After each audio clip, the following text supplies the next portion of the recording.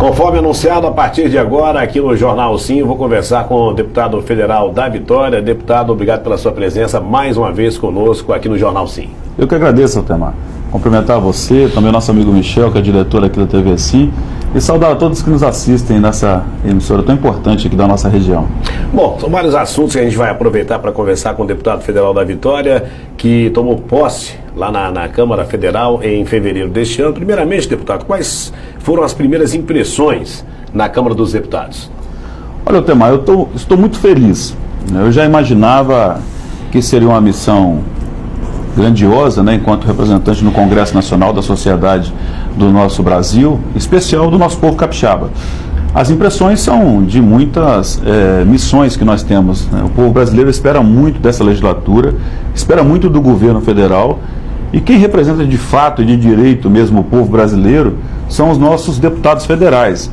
E nós temos 10 deputados federais do Espírito Santo, e recebi a missão dos 10 e dos nossos 3 senadores de coordenar a bancada capixaba. Então, assim, as primeiras impressões é que, além desses desafios todos, né, Deus me colocou um desafio muito maior e eu estou preparado para assumi-lo.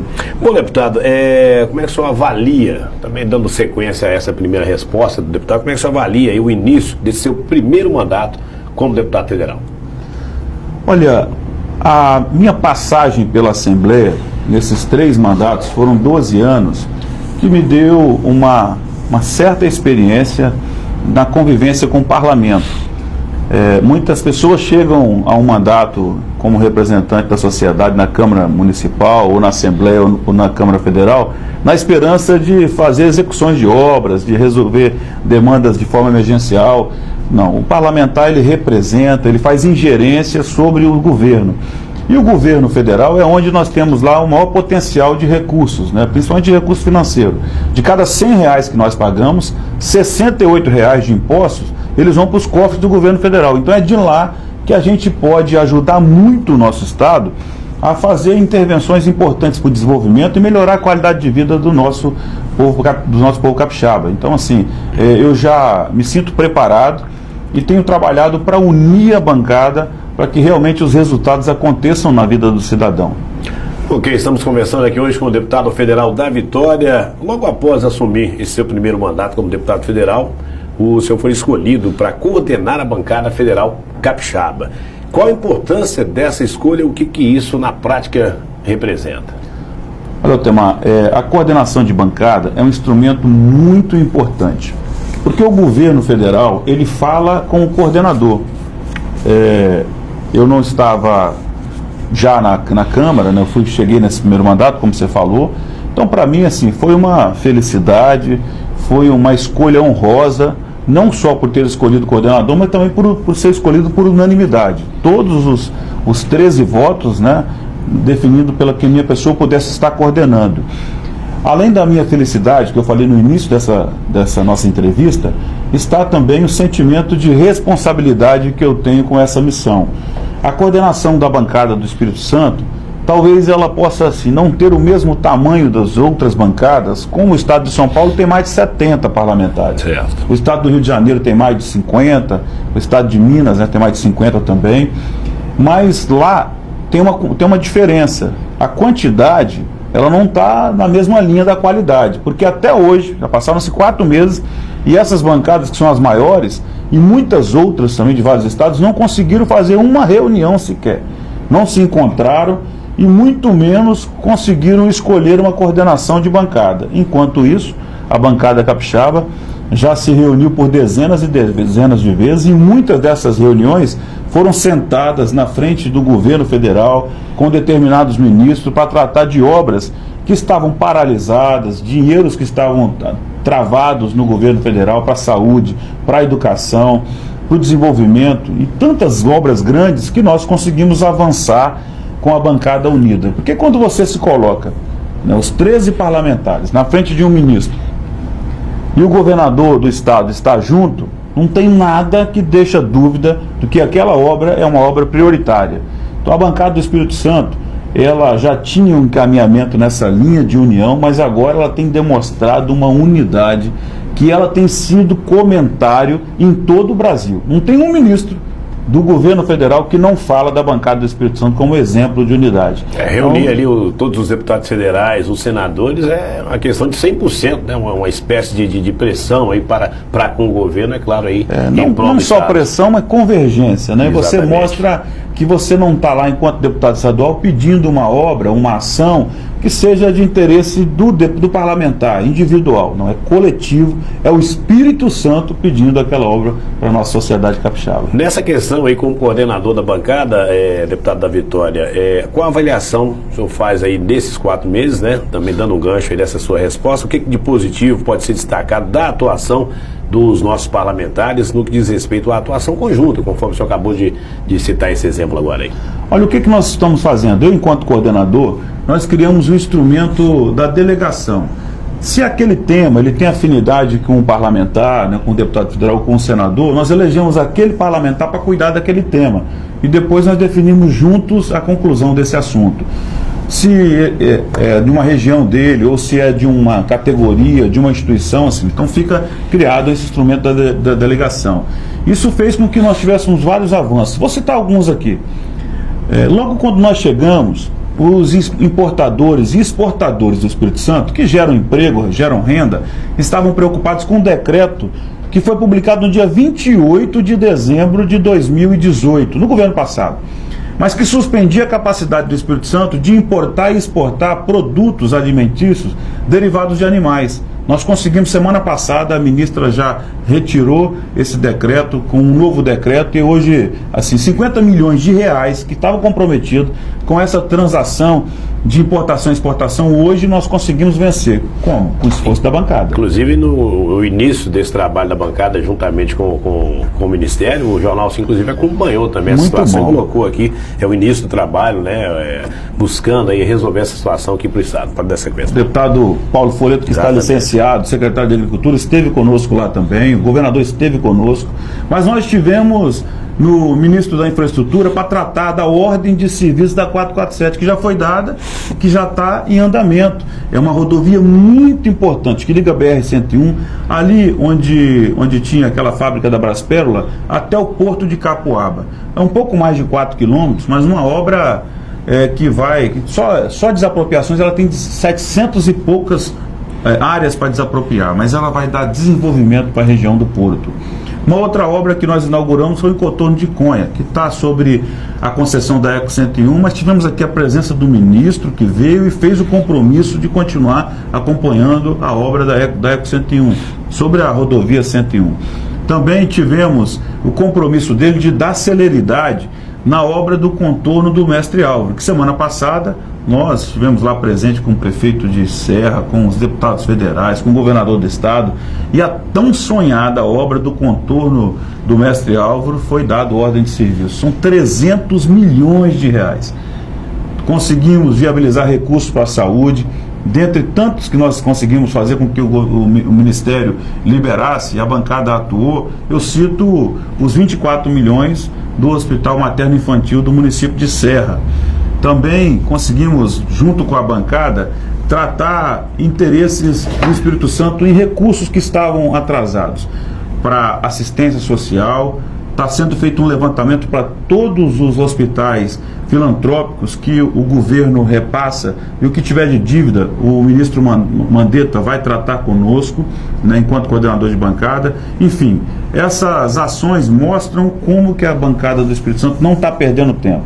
Independente se o parlamentar ele é situação, oposição ao governo, o Espírito Santo, nós somos todos aliados, nós estamos colocando toda a nossa energia para trabalhar os interesses em primeiro plano. Então está sendo um exemplo para o Brasil. Deputado, o senhor encaminhou também ao Ministério da Infraestrutura e também ao DENIT denúncia com relação às balanças móveis instaladas na BR-259 que passa aqui pelo município de Colatina.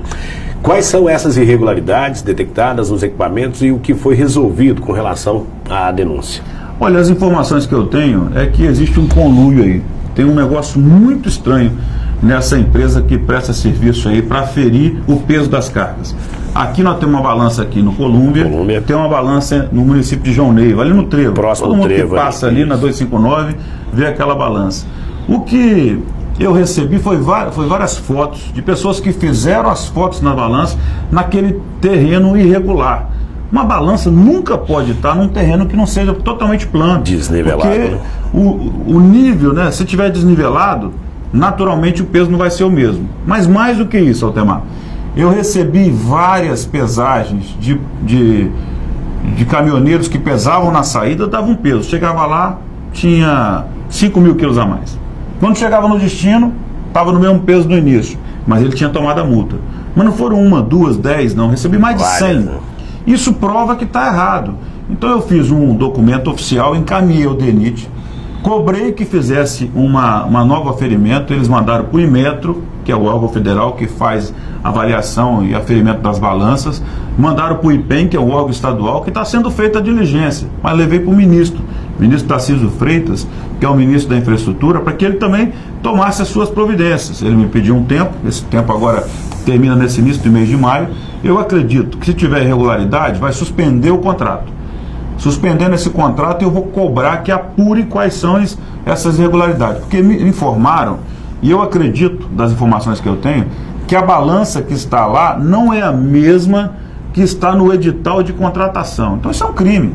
E se realmente constatar, tem que botar essas pessoas na cadeia. O povo brasileiro não aguenta mais ser tomado o seu dinheiro. Tem que fiscalizar peso de carga? Tem. Eu apoio.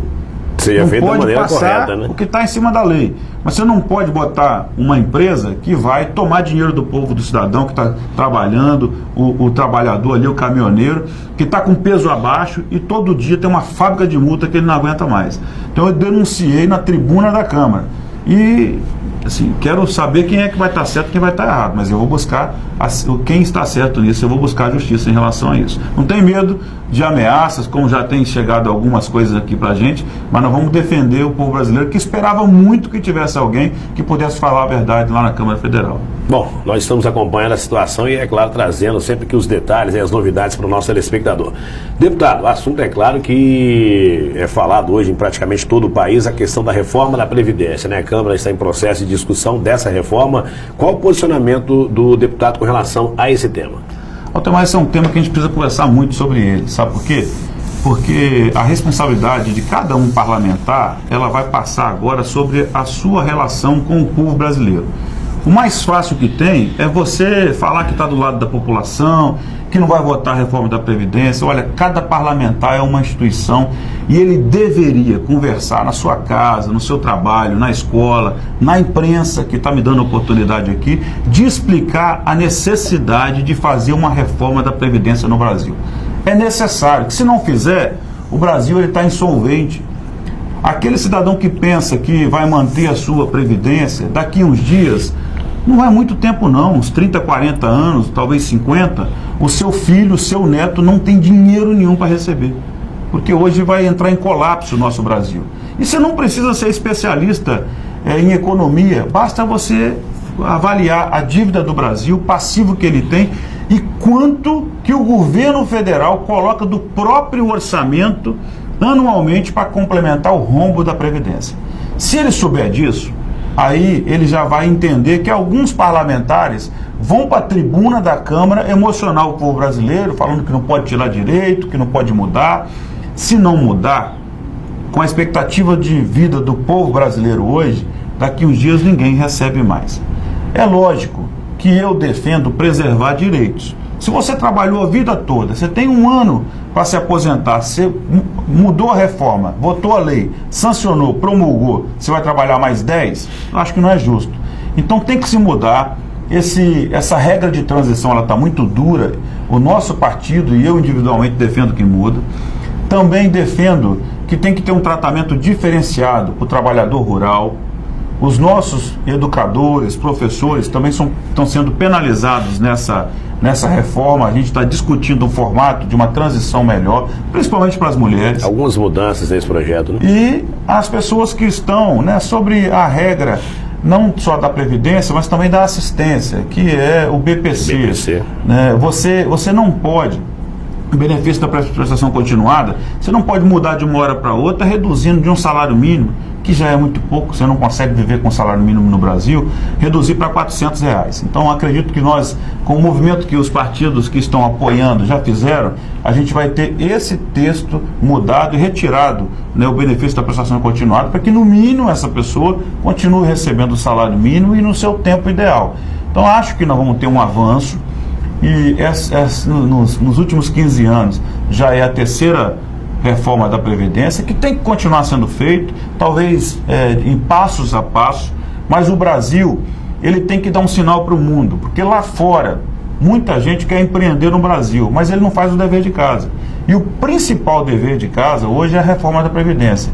Ele resolvendo, nós vamos ter novos empregos, nova geração de renda, vai melhorar o ambiente no Brasil. A gente precisa virar essa página logo, porque o tema mais discutido é a reforma da Previdência, e a gente precisa virar essa página logo. Eu acredito que esse ano nós vamos ter essa aprovação, defendendo algumas mudanças que precisam ser feitas no texto. Ok. Bom, como a reforma da Previdência, está no Congresso também o pacote anticrime, encaminhado pelo ministro da Justiça, Sérgio Moro.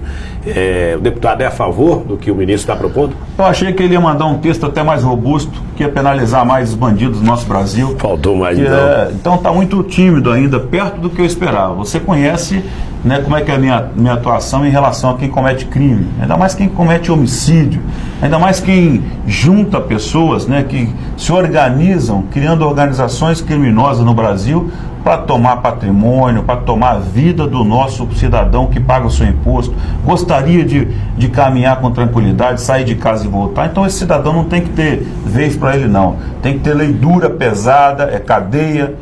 E mais do que isso, acho que eu não tenho dúvida que nós temos que ter governantes como o governador Witzel do Rio de Janeiro. Ninguém vai sair de casa com um fuzil com boa intenção. Se um policial, não importa que seja militar, que seja federal, que seja civil, se ele vê alguém deslocando com um fuzil na mão, olha, essa pessoa, naturalmente, se ela não tirar a vida de alguém, ela vai tirar o patrimônio de muita gente. Então, assim, isso já serve para um fator inibitório. Se tem uma regra dessa, se ele está apoiando o trabalho da Polícia Militar, olha, tem muito menos gente andando de fuzil no Rio de Janeiro. Nós temos que defender isso no Brasil. Porque o Bolsonaro só é presidente da República pela esperança. O povo brasileiro votou nele, principalmente para ele consertar o Brasil. Se ele consertar o Rio de Janeiro de imediato, o mundo todo vai saber. Então, assim, a gente tem que apoiar, não é bandido, tem que apoiar um homem de bem. Tem que apoiar um homem de bem que mora lá em São João Pequeno, tem uma propriedade e não pode ter uma arma em casa. A lei não permite que ele tenha uma arma, nem um porte ele pode ter. Mas o bandido pode andar com um fuzil na mão. Então tem que mudar isso. Tem que mudar, eu apoio que muda e não tenho receio nenhum de defender. Enfrento qualquer um que tiver um pensamento diferente, porque essa pessoa que fica defendendo direitos humanos, defendendo bandido, porque nunca teve um filho que foi morto, nunca teve uma filha estrupada, nunca teve um parente, e tomara que nunca tenha, porque uma vida é o patrimônio mais importante do cidadão, e todas as leis que a gente faz é para proteger a vida. Então, assim, a lei do ministro Sérgio Moro, que você perguntou, eu acho que ainda está muito leve. Ela tinha que ser muito mais dura, porque o povo brasileiro está cansado de sofrer na mão de bandido. Quando a gente fala em direitos humanos, primeiro direito do cidadão de bem, né? Exatamente. Bom, estamos conversando aqui hoje com o deputado federal da Vitória. Deputado, alguma novidade com relação à nova ponte de Colatina? Essa semana passada eu conversei com o ministro Tarcísio Freitas o ministro Tarcísio Freitas é o ministro da Infraestrutura, do lado do governador Renato Casagrande. E o povo da nossa cidade de Colatina e toda a região que nos assiste aqui pela TV Sim, pode anotar um desafio que a gente vai fazer aqui agora. Nós vamos ter a terceira ponte de Colatina. Essa obra, ela passa pela construção de um projeto que o governador Renato Casagrande já fez o compromisso. Ele vai licitar um projeto para a ponte de Colatina. Antes disso, eu tenho conversado com ele, com o Mareto do DR, para que a gente possa fazer um debate na cidade e também fazer um novo estudo de um projeto de mobilidade urbana que já foi feito no governo dele passado, para ver o melhor local não é que o da Vitória, não é que o prefeito, que o José, que o governador, é que mostre o melhor local para desafogar o trânsito e dar condições à região aqui de desenvolver.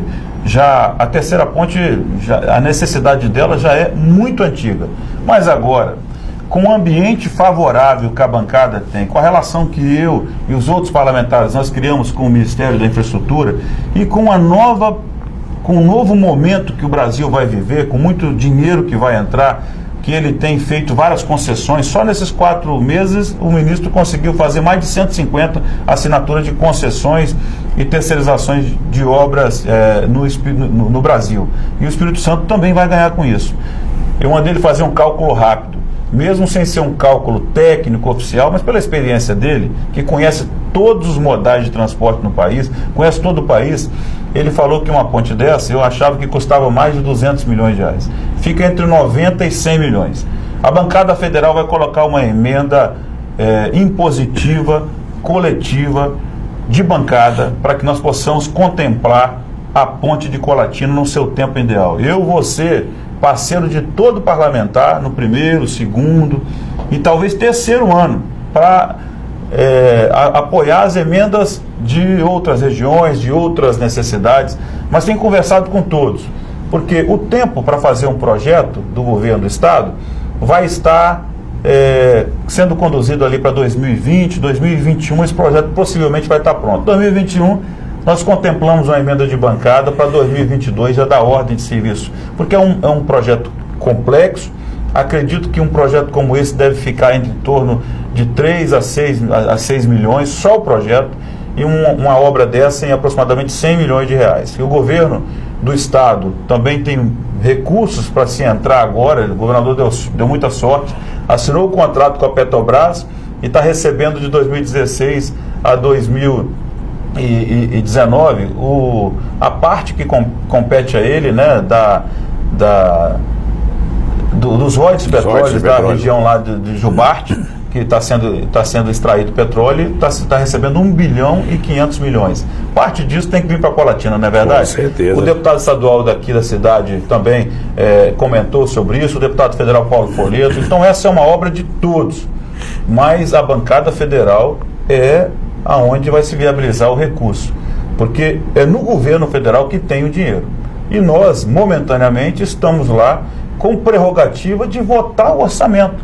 A minha parte, pode ter certeza que a cidade de Colatina vai receber a maior dela, e essa emenda impositiva eu já tenho conversado com todos os senadores, com todos os deputados federais, para a gente poder contemplar. Não é Colatina, é Colatina, é a região noroeste, é Minas Gerais, é a BR-259, é toda essa região que você vai ter aqui, se Deus quiser, esse anúncio aí daqui a uns dias desse projeto, daqui a uns dias dessa ordem de serviço da nossa ponte de Colatina. Realmente aí é uma necessidade, afinal de contas, o município vai crescendo, a população vai aumentando, e hoje a gente realmente aí, principalmente no horário, né, no início da manhã, no final da tarde, horários de pico, né, realmente a situação fica realmente complicada. Bom, no final desse mês passado, deputado, o senhor esteve presente também juntamente com a comitiva que realizou a missão oficial lá em Portugal, na cidade de Belmonte, para assinatura da Carta Geminada entre Colatina e a cidade portuguesa.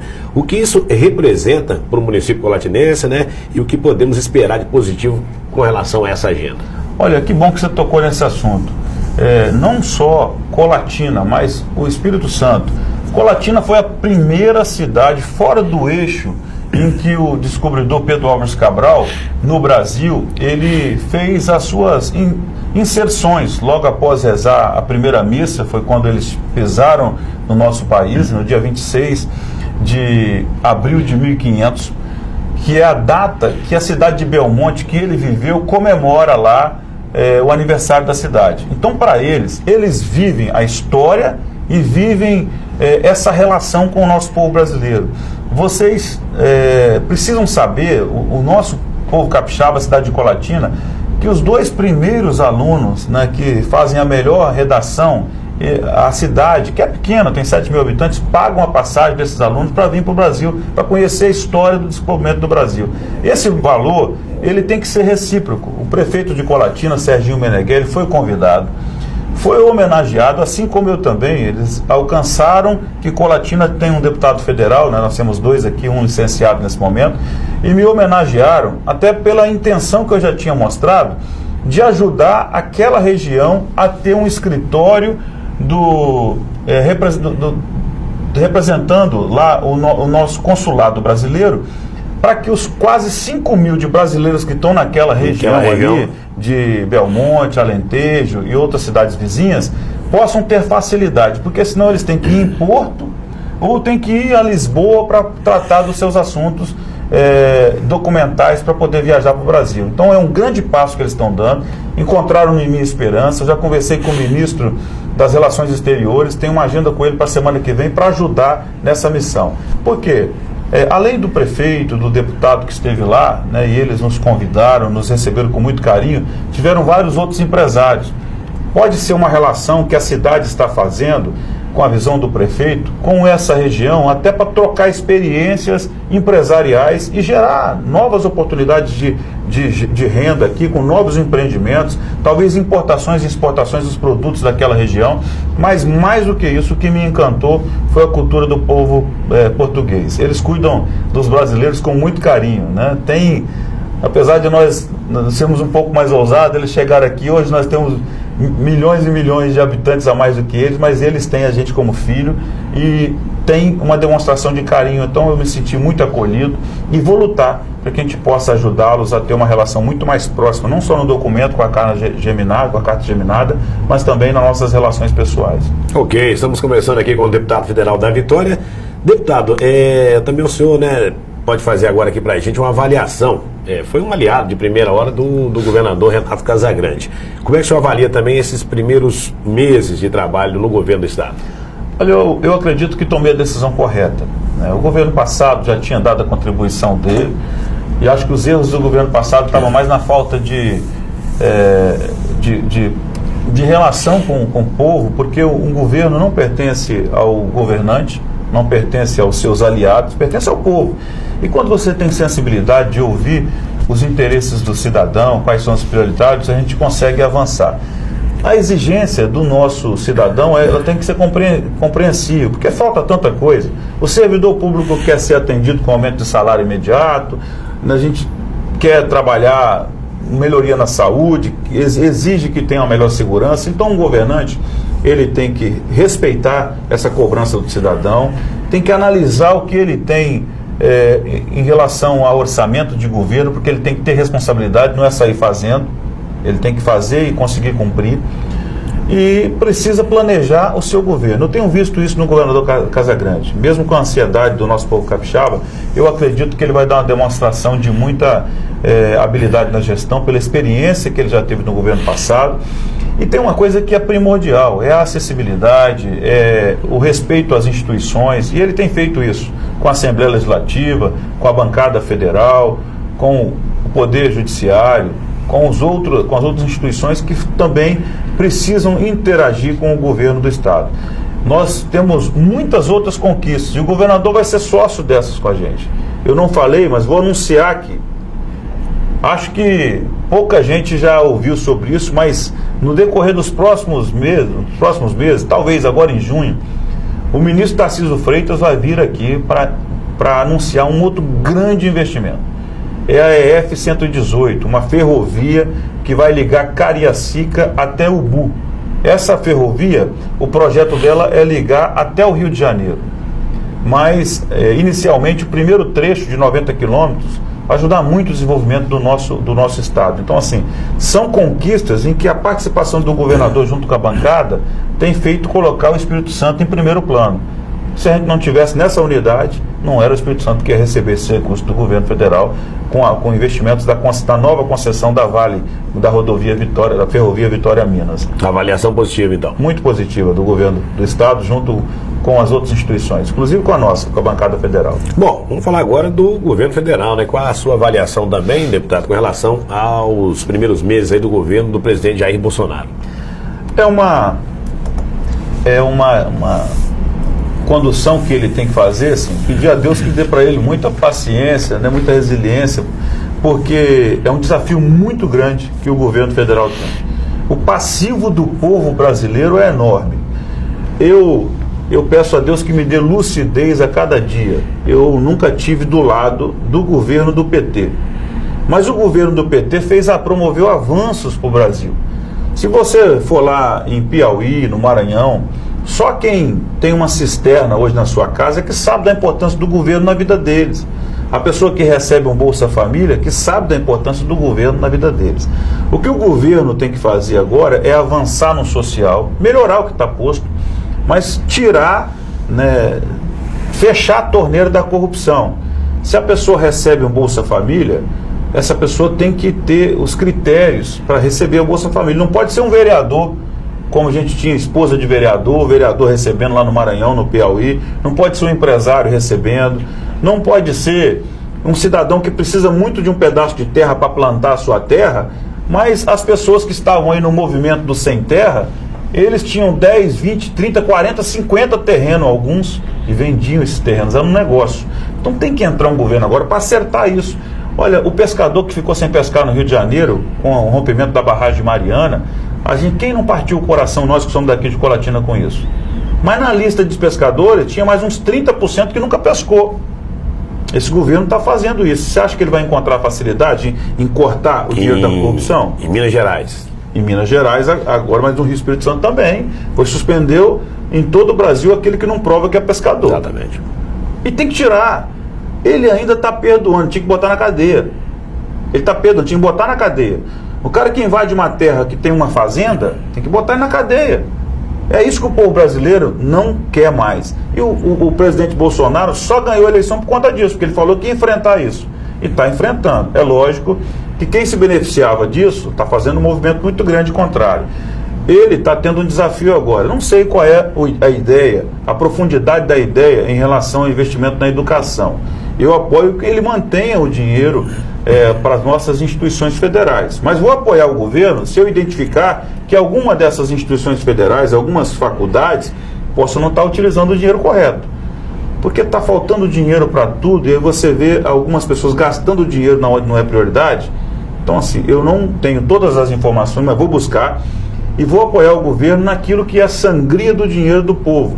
Porque quando você vai em determinado local, que você vê uma pessoa que não tem hoje condições de deslocar para uma escola e está faltando o dinheiro da prefeitura contratar uma van para a escola, que é pouco, a gente tem que buscar defender com que o governo aumente. Mas não pode uma prefeitura gastar esse dinheiro com aquilo que não é prioridade. Então, assim, o governo tem um grande desafio. A reforma da Previdência é o tema mais importante, é o projeto mais importante que ele tem que bancar mais ainda do que está bancando. Bancar, que eu falo, é cuidar disso no diálogo com a Câmara, com o Senado, com as instituições, explicar ao povo, porque o discurso mais fácil é o discurso da oposição, que vai tirar o dinheiro do pobre, que vai não. Acho que tem que cortar mais de quem ganha, que é o que eu apoio, e vai cortar, tirar o benefício, cortar mesmo, não permitir mais que tenha extrapolar o teto salarial do nosso país, que era uma outra grande preocupação que já está resolvido, e enfrentar esses temas. Então o governo federal, assim, Jair Bolsonaro, além de apoio do povo brasileiro, vai precisar de muita oração, porque o Brasil pode ter chance agora de ter um novo momento no cenário mundial e conseguir realmente fazer o seu dever de casa, ajudar o povo brasileiro, que estamos num país rico, mas subdesenvolvido ainda para o tempo de hoje. Então, esse grande desafio, eu quero ser sócio, né, e a gente poder conversar com lucidez com o nosso povo capixaba. Ok, conversamos aqui hoje então com o deputado federal da Vitória. Deputado, mais uma vez obrigado pela sua presença, parabéns aí pelo trabalho no início desse seu primeiro mandato, e claro, a gente deseja sucesso aí no restante do mandato.